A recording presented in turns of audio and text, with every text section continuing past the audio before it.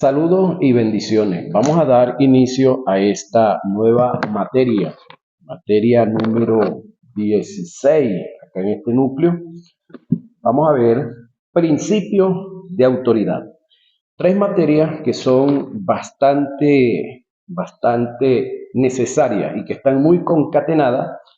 Son estas, las dos que ya he dado y esta que vamos a dar, lo que es excelencia ministerial, visión ministerial, que la culminamos y nos enrumbamos hacia lo que es los principios de autoridad.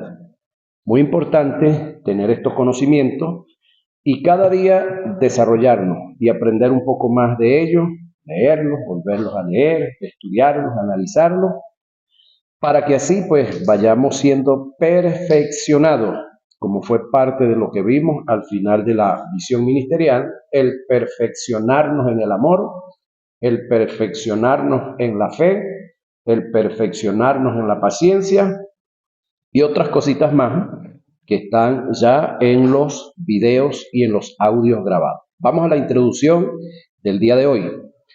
Entonces le dijo Pilato: ¿a mí no me hablas? ¿No sabes que tengo autoridad para crucificarte y que tengo autoridad para soltarte? Respondió Jesús: ninguna autoridad tendrías contra mí si no te fuese dada de arriba. Por tanto, el que a ti me ha entregado, mayor pecado tiene. Esto está registrado en Juan 19, 10 y 11. El tema de la autoridad en el reino de la luz es algo tan serio y comprometedor que Dios fácilmente perdona o puede perdonar cualquier tipo de pecado, incluyendo el adulterio. Pero cuán difícil le es perdonar o pasar por alto una rebeldía en relación a la autoridad y al sistema que lo compone. Hay 5 factores que son comprometedores delante de Dios cuando se cae en ellos: el rebelarse a la autoridad, el abuso de la autoridad, el no ejercer autoridad cuando se tiene que ejercer, el comprar o vender la autoridad, el ejercer autoridad cuando no ha sido constituido, el abuso de autoridad. Según Juan 19, 10 y 11, es considerado como un pecado muy grave en contra de Dios, que te puede llevar a un estado de condenación. Si observamos bien el pasaje que se consigue en el texto antes mencionado, Jesús le dijo a Pilato: ninguna autoridad tendrías contra mí. Quiere decir que si la tenía, si no te fuese dada de arriba, es decir, la recibió del cielo. Por tanto, el que a ti me ha entregado, mayor pecado o condenación tiene. Nótese que aparentemente aquí estaría hablando de Judas, porque dice el que me ha entregado, hablando como si fuera uno, pero no exactamente Jesús está aquí hablando de Judas. Nótese que esto se está hablando antes de la muerte, por supuesto, y la resurrección de Jesús. Para este momento, nadie tenía el estado de justicia, nadie tenía la vida de Dios en él. Son áreas que debemos de tener muy en claro por la expresión que dice Jesús y por el comentario que hace el escritor. En el caso de mayor condenación, y lo que el escritor dice, que esto podía llevar a la pérdida o al estado de condenación. Todos estaban en estado de condenación. Si observas bien, Jesús no se está refiriendo a Judas, sino al Sanedrín, que para ese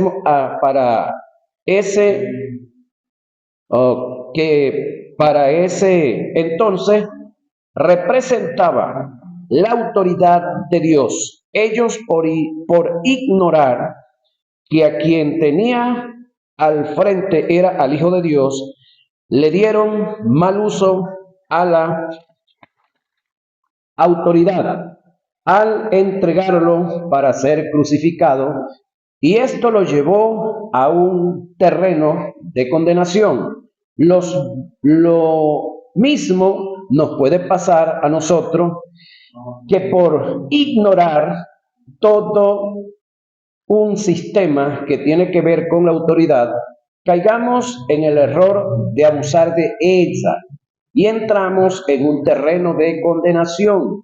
Debemos conocer el sistema de la autoridad. Muy importante entonces esa expresión que varias veces la hemos recordado, la hemos hablado, incluso iniciando en la primera materia, nos hicimos eco de esta expresión. ¿Qué es un sistema? Me imagino que ya esto ustedes se lo saben de memoria. Si no se lo saben, bueno, procuren aprendérselo. Es el conjunto de normas y principios que han sido establecidos que al conocimiento y la aplicación de ellos se alcanzan los objetivos. Debemos entender que todas las cosas en Dios tienen sus principios, los cuales forman parte de un sistema que debemos conocer. El ignorar el sistema de la autoridad nos descalifica por completo y nos quita el derecho, que a su vez es autoridad, de ejercer, por supuesto, la autoridad, no alcanzando los objetivos por los cuales se nos ha delegado dicha autoridad. La falta de conocimiento en relación a los principios del reino eterno, incluyendo la autoridad en su elemento de cooperación, o es un elemento de cooperación que Satanás está usando como arma para tratar de destruir a la iglesia. Oiga, para tratar de destruir a la iglesia. La iglesia es indestructible, pero sí le puede desestabilizar los planes a muchos de nosotros por ignorar o por no tomar en cuenta el principio de autoridad. La falta de conocimiento es la madre de la ignorancia. La ignorancia es como un nido que habita en el corazón del hombre, en el cual se anida la religión, la tradición, el paradigma, la filosofía, la falsa doctrina, principios de ocultismo, seudismo, catolicismo romano y pare usted de contar. La autoridad establecida por Dios no se ajusta a estos flagelos, están en total contraste. En Oseas 4:6 dice: mi pueblo fue destruido porque le faltó conocimiento, hablando Osea de este pueblo, del cual este texto también lo hemos revisado varias veces, y lo que se presenta acá pues es una gran verdad, pero lo que a continuación de donde queda el texto acá, creo que ustedes ya lo han analizado, es de suma importancia y muy serio también. Isaías, otro profeta que pertenecía a ese mismo pueblo, dice en su capítulo 5, verso 13, mi pueblo fue llevado cautivo porque no tuvo conocimiento. Ahora la pregunta sería esta: ¿será que el dueño de ese pueblo fue tan irresponsable que hizo al pueblo y no le dejó conocimiento para que tuviera conocimiento y pudiera así defenderse? La respuesta es no, porque cuando revisamos a ese pueblo en el Antiguo Testamento, si mal no recuerdo, tuvo 39 libros, si mal no recuerdo. Hay una cantidad de libros, los cuales tenemos en todas las áreas. Tenemos libros poéticos, libros proféticos, libros históricos y libros que tienen que ver con las leyes de todas las áreas. Es decir, ese pueblo no fue que no tuvo conocimiento, que Dios no le delegó un conocimiento, sino que los líderes de ese pueblo le negaron el conocimiento, que es lo que dice Osea, por causa de esos líderes haber ignorado, no haber tomado en cuenta, no haber enseñado ese conocimiento. Entonces esos líderes fueron desechados y también ese pueblo fue llevado cautivo juntamente con esos líderes. Ese es el grave problema que Israel ha tenido y que ahora tiene, y que ahora es que le falta padecimiento a esa nación por causa de haber abandonado el conocimiento, y en vez de ellos abrazarse al conocimiento que ahora lo pueden tener en sus manos fácilmente, pues sencillamente han hecho otros escritos y le han dado la espalda al genuino conocimiento. Ahora, según estos dos pasajes, la falta de conocimiento esclaviza, oigan señoras y señores, y destruye a un pueblo. Alguien dijo, el aprender cuesta, pero la ignorancia se paga caro. Jesús dijo, conoceréis la verdad y la verdad os hará libre.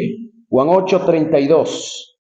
Hay un principio que está en la palabra que te enseña que nosotros nunca podemos aplicar lo que no conocemos y no podemos conocer lo que no tenemos. Tenemos, amén, conocemos, excelente, para poder aplicar. Este es el principio. Jesús dijo en Juan 3:11, de lo que sabemos hablamos y de lo que conocemos testificamos. Esto indica que nunca podremos testificar de lo que no conocemos. Pablo en 1 Corintios 13:9 expresa, en parte conocemos y en parte profetizamos. ¿Por qué profetizamos en parte, Pablo? Porque en parte conocemos. Significa que no podemos profetizar, que tiene que ver con la predicación, con la enseñanza, más de lo que conocemos. Nunca podremos ir más allá de lo que conocemos. Todas nuestras acciones y decisiones están en dependencia de un conocimiento. Y esto se aplica a la autoridad. Nadie puede ejercer o exponer la autoridad si no conoce el sistema de esta. La importancia de conocer el sistema, en este caso de la autoridad, y poderla aplicar. La causa número 1 por la cual debemos conocer el sistema de la autoridad es cumplir con el principio de conocer para aplicar. Pero en segundo lugar está en que al conocer la autoridad viene la confrontación, producto del encuentro que se tiene con la misma.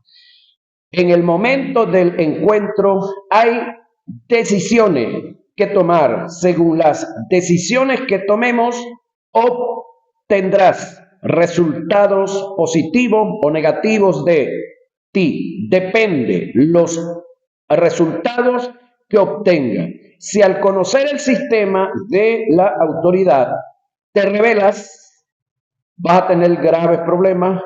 Si te ajustas a ella, serás bendecido y serás de bendición a otros. Por esta causa es mejor, oiga, no conocer que conocer y no aplicar.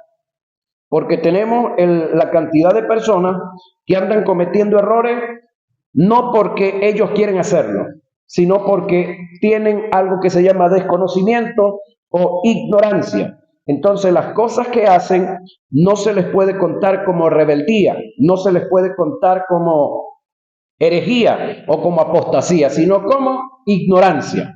Son ignorantes y por eso hablan de la manera que hablan, por eso se expresan y hacen y viven como viven, por causa de la ignorancia. En el caso suyo y en el caso mío, cuando ya nosotros alcanzamos un conocimiento, entonces ese conocimiento nos hace libre. Amén. Pero nos da una responsabilidad. ¿Cuál es la responsabilidad? Que ya yo no puedo vivir ni andar como un ignorante.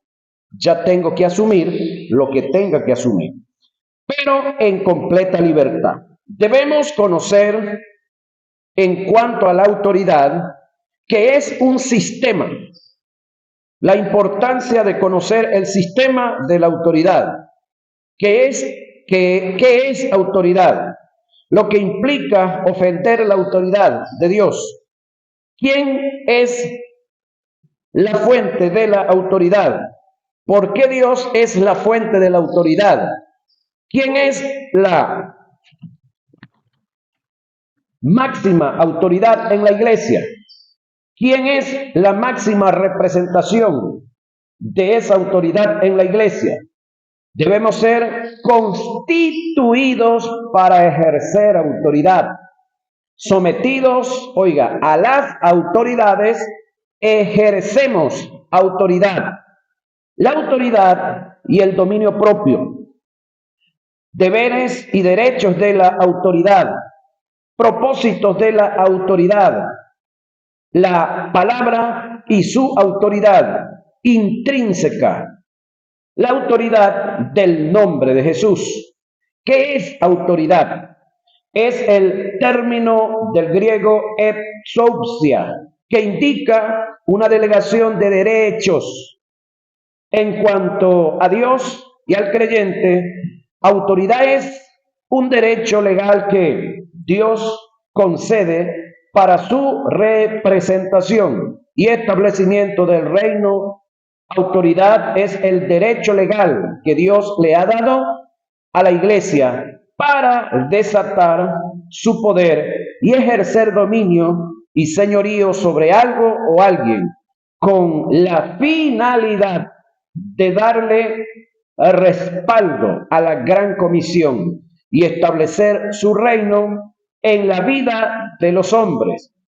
Mateo 28, 16, 20, Marcos 16, 18 y Lucas 10, 19. Autoridad es un derecho legal que Dios le ha concedido a los ministerios para establecer el orden disciplinario con el fin de acabar con la anarquía o la rebeldía. Efesios 4, 11 y 13, lo que implica ofender la autoridad de Dios. Ofender la autoridad de Dios es un pecado más grave, sí, más grave que ofender su santidad. Pecar en contra de la santidad. Es decir, creo que se lo comenté cuando estábamos viendo Justicia Divina, que solamente hay dos formas de pecar contra Dios. Sí, no hay más. Solamente dos formas. Pecamos contra su santidad, estamos hablando ya de los nacidos de nuevo, o pecamos contra su autoridad. Cuando estábamos en el mundo, es decir, el pecado que teníamos era uno solo. ¿Cuál era? Incrédulo.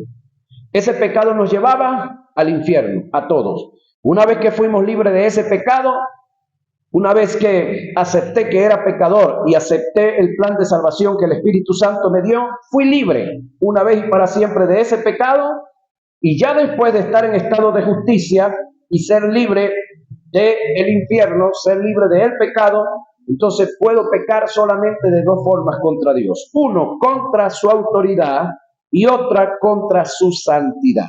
Estamos hablando de nosotros los creyentes. Aquí los inconversos no tienen carta ni velas en este encierro o en este entierro.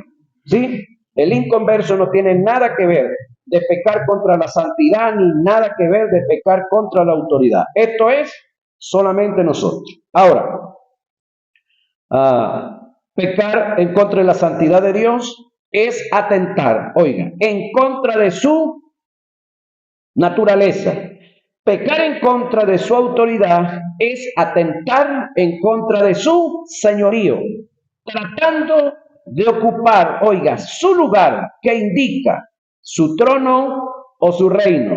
Ezequiel 28, 13 y 17 refleja cómo Satanás, o en este caso Luzbel, atentó en contra de la santidad de Dios.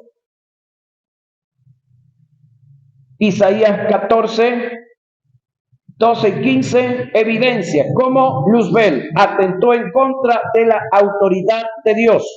En esto está la grandeza de Jesús y el error más grande que cometió Satanás. Jesús, siendo Dios, no estimó el ser igual a Dios. Satanás, sin ser Dios, estimó el ser igual a Dios. El pecado de David fue más tolerable, pero pecado al fin ante los ojos de Dios, que el de Moisés. Y la diferencia está en que David atentó en contra de la santidad de Dios y Moisés atentó en contra de su autoridad. Por igual, el de Saúl,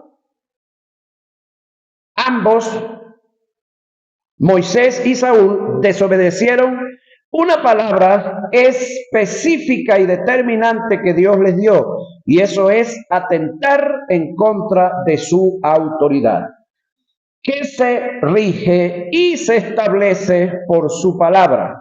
Esta es la causa por la cual Dios fue más tolerante con David, que cometió varios pecados, entre ellos adulterio, traición, premeditación y alevosía, engaño, mentira, homicidio, entre otros, que con Moisés y Saúl que cometieron uno. David atentó en contra de la santidad de Dios, pero Moisés y Saúl atentaron en contra de la autoridad, revelándose a una palabra precisa y específica y determinante que recibieron de parte de él. Debemos tomar en cuenta que revelarse a la autoridad de Dios es hacerlo en contra de su palabra. Por igual, rebelarse en contra de una palabra precisa, específica y determinante que se ha recibido de él, es rebelarse a la autoridad misma de Dios. Y esto es un pecado que será perdonado, pero dicho error es, en algunas ocasiones, él no lo pasa por alto. ¿Quién es la fuente de la autoridad? Vamos a analizar. Según Juan 19, 10 y 11, la autoridad está en Dios y es delegada a los hombres. Jesús le dijo a Pilato: ninguna autoridad tendrías, sí, contra mí, si no te fue dada de arriba. Es decir, la fuente de la autoridad es arriba. La autoridad en Dios es inherente y absoluta. Él es el autor de la autoridad. Dios es autoridad. La naturaleza es parte, la autoridad, es parte de la naturaleza, porque Dios es la fuente de la autoridad. Entonces podríamos decir que Dios no tiene autoridad. ¿Sí? Dios no tiene autoridad. Él es autoridad. Esa es su naturaleza. Ahora, voy a presentar una verdad en relación al ser de Dios y a su posible existencia para poder entender por qué Dios es la fuente de la autoridad. El tratar de explicar el ser de Dios es algo inconcebible, inexplicable, abstracto. El quién hizo a Dios es una pregunta llena de necedad, porque se basa en la falsa suposición de que Dios viene de alguna parte, y esta suposición te lleva a otra pregunta. ¿De qué parte viene? La respuesta es que esta pregunta ni siquiera tiene sentido. Es como preguntar a qué huele el azul. El azul no está en la categoría de las cosas que tienen olor. Así que la pregunta en sí misma es defectuosa y necia. De la misma manera, Dios no está en la categoría de las cosas que son creadas o llegan a existir o son causadas. Dios no tiene causa ni procedencia de creación. Él simplemente es. ¿Cómo sabemos esto? Bien, sabemos que de la nada, nada procede. Así que sí, alguna vez hubo un tiempo en que no existía absolutamente nada, entonces nada hubiera podido existir. Pero las cosas existen, por lo tanto, puesto que nunca pudo haber habido absolutamente de la nada, nunca pudo haber absolutamente nada de la nada, algo tuvo que haber, ser o estar. Siempre antes de la nada, pero que para que de la nada en su ser, del ser a ser, las cosas que existen, este ser que ha sido y ha estado por la eternidad es a quien llamamos Dios. Si a Dios alguien lo hizo, entonces ¿quién sería verdaderamente Dios? Es el que hizo a Dios entonces, o el que lo hizo a él. En lo científico, es imposible estudiar a Dios. Él es abstracto, es un ser que no se puede meter en un cubo de ensayo y analizarlo por completo, en forma absoluta. La teología nos da algunos indicios muy minúsculos y pequeños destellos de información de la naturaleza de Dios, de sus propiedades o virtudes, de sus obras, sus nombres redentivos y calificativos, que ya aquí hemos visto, hemos estudiado varios, sobre todo cuando estábamos en adoración, dejándonos ver parte de su grandeza. Según Éxodos 3:14, Dios es absoluto en todas las cosas, incluyendo la autoridad. Pasemos a analizar el pasaje en el texto antes mencionado. Dios le dijo a Moisés, yo soy el que soy. El término yo soy, en el aspecto etimológico, encierra características y valores que son absolutos y propios del ser, a quien se le atribuye. Yo soy indica ser del hebreo hayat. Entre sus características y valores determinan la existencia abstracta, que interpretado significa existir por sí mismo, permanecer en uno mismo, mostrando a quien se le atribuye el término un gozar de absoluta independencia. Cuando Dios le dijo a Moisés, yo soy, me envió a vosotros, lo que le quiso decir fue, dile a ellos que el que existe por sí mismo, permanece en él mismo y no depende de nadie, te está enviando. Cuando analizamos el término Jiret como nombre compuesto de Dios, en su única y absoluta característica, significa el que se provee, determinando lo absoluto de Dios, indicando que Él no queda desprovisto del favor de nadie.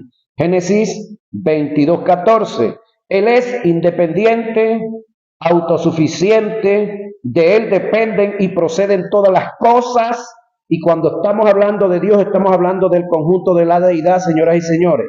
Estamos hablando de Jehová Dios, estamos hablando del Verbo y estamos hablando del Espíritu Santo. En el Nuevo Testamento estamos hablando de Jehová Dios, estamos hablando del Cristo y estamos hablando del Espíritu Santo también. Sí, tienen todas estas características. Ahora, Él es la sustancia misma del universo y de todo lo creado. Hebreo 1:3. En Juan 5:26 se reflejan las características del gran yo soy. Jesús dijo, porque como el Padre tiene vida en sí mismo, alguien dijo una hipérbole al tratar de explicar este texto. Dios tiene tanto poder, sí, que se pudo haber hecho Él mismo. Así es sencillo. Hay tres causas por las cuales debo aceptar a Dios como la fuente de la autoridad. Por lo que Él es, que indica su naturaleza, por lo que Él ha dicho, que indica su palabra, y la integridad en ella, por lo que Él ha hecho, que indica su obra. Pero debemos tomar en cuenta una verdad. aunque Dios no haya hecho nada. En nosotros, Él es la fuente de la autoridad. Por lo que Él es y por lo que Él ha dicho, su autoridad en lo que Él es y en lo que Él ha establecido. Es una garantía absoluta para confiar en su autoridad. Job entendió lo absoluto de Dios en su autoridad, aún en los momentos más difíciles donde no veía resultados positivos, expresó: aunque Él me mate, en Él espero. Yo sé que mi Redentor vive. Job 19:25. Nunca olvides esta verdad.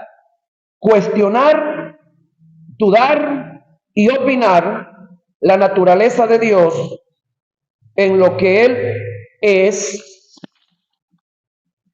y su palabra en lo que Él ha establecido es quebrantar el principio más grande de autoridad ante una palabra que recibas de Dios por causa de la autoridad intrínseca que hay en ella, por lo que Dios es y por lo que Dios ha dicho.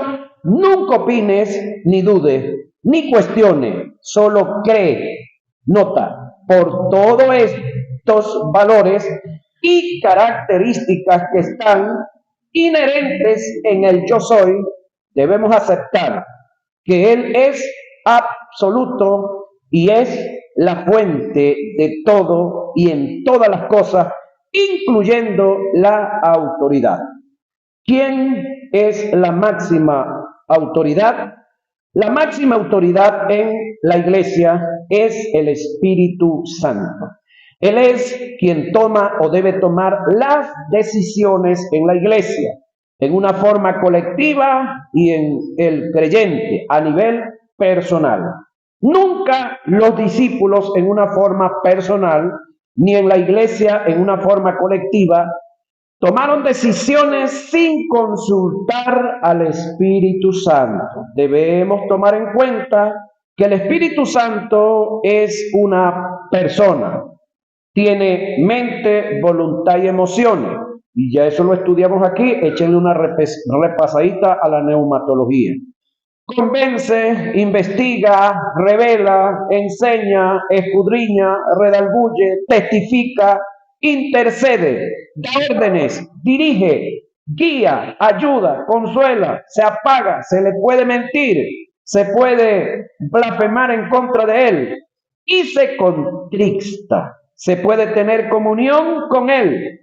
Tomando en cuenta estas verdades, debemos tratar al Espíritu Santo como lo que Él es, como una persona. Tomar decisiones aún en lo personal sin consultar con el Espíritu Santo es desaprobar su personalidad y autoridad, es desautorizarlo por completo en nuestras vidas. El Espíritu Santo es la máxima autoridad en la iglesia y en el creyente, en lo personal.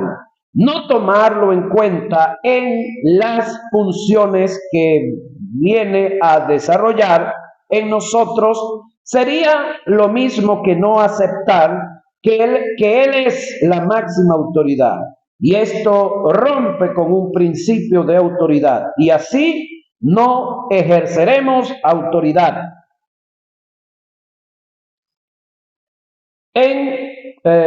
Toma en cuenta que en todo lo que emprendamos debemos consultar con el Espíritu Santo. Tenemos una sociedad con Él y no debemos romperla.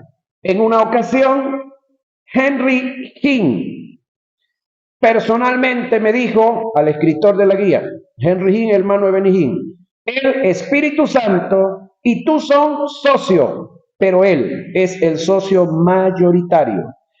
Si quieres tener éxito en todo lo que emprendas, nunca rompas tu sociedad con el Espíritu. No lo desautorices en nada. Recuerda que Él tiene la mayor las mayores acciones en el reino y como tal es quien da las órdenes. Nosotros solo obedecemos. Él es la máxima autoridad donde te encuentres.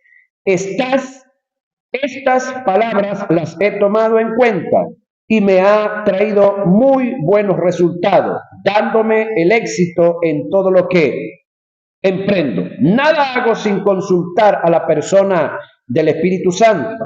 Él es mi guía, marca mi dirección y asegura mi destino. A continuación, transcribo algunos pasajes que presentan a la persona del Espíritu Santo tomando decisiones en lo personal, en la vida de los discípulos y en la iglesia en forma colectiva. Hechos 5:32, y nosotros somos testigos suyos de estas cosas y también el Espíritu Santo. Hechos 8:29, y el Espíritu dijo a Felipe, acércate y júntate a ese carro. Hechos 10:19, y mientras Pedro pensaba en la visión, le dijo el Espíritu, he aquí 3 hombres te buscan. Hechos 11:12, y el Espíritu me dijo, hablando Pedro, aunque fuese con ellos. Hechos 13:2, ministrando esto al Señor y ayunando, dijo el Espíritu Santo. Ya ustedes saben el resto. Hechos 13:4, ellos entonces enviados por el Espíritu. Hechos 15:28, porque ha parecido bien al Espíritu Santo y a nosotros. Hechos 16:6, y atravesando Frigia y en la provincia de Galacia, le fue prohibido, por el Espíritu Santo, hablar la palabra en Asia. Hechos 16:7, y cuando llegamos a Misia, intentaron ir a Bitinia, pero el Espíritu no se los permitió. Hechos 20:23, salvo que el Espíritu Santo por toda la ciudad me da testimonio diciendo. Hechos 28:20, por tanto, mirad por vosotros y por todo el rebaño. Oiga, en que el Espíritu Santo os ha puesto por obispos para apacentar la grey del Señor, la cual ganó por su propia sangre. Hechos 21:4, y hallando los discípulos nos quedamos allí 7 días, y ellos decían a Pablo por el Espíritu. Hechos 21:11, y atándose los pies y las manos, dijo, esto dice el Espíritu Santo. Romanos 8:14, porque todos los que son guiados por el Espíritu de Dios, estos son hijos de Dios. Romanos 8:16, el Espíritu mismo da testimonio a nuestro espíritu de que somos hijos de Dios. Romanos 8:26, y de igual manera el Espíritu nos ayuda en nuestras debilidades. Apocalipsis 2:7, el que tiene oídos oiga lo que el Espíritu dice a la iglesia. Muy importante de prestarle atención a todos estos textos, y aunque aquí se colocó parte de ellos, usted debe de revisarlos completos y analizarlos, ¿sí? Según todos estos textos, el Espíritu Santo era quien tomaba las decisiones en forma personal en la iglesia de manera colectiva, indicando que Él es la máxima autoridad. ¿Quién es la máxima representación de la autoridad de Dios? Muy importante llevar este análisis, porque ya hemos visto dónde está la fuente de la autoridad, ¿cierto? Ya hemos visto quién es la máxima autoridad de Dios en la iglesia. Ahora vamos a hacer un análisis, ¿sí?, sobre quién lleva la máxima representación, nótese, representación de Dios en la iglesia. ¿Quién es la máxima representación de la autoridad? No quién es la máxima autoridad, porque ya vimos quién es la máxima autoridad. Sí, para analizar esta parte completa, vamos a dejarlo hasta aquí. Ya estamos montados en los 40 minutos de la clase y no quiero dejar esta parte a media asta o a medio camino. Por lo tanto, vamos a reposar un poquitico.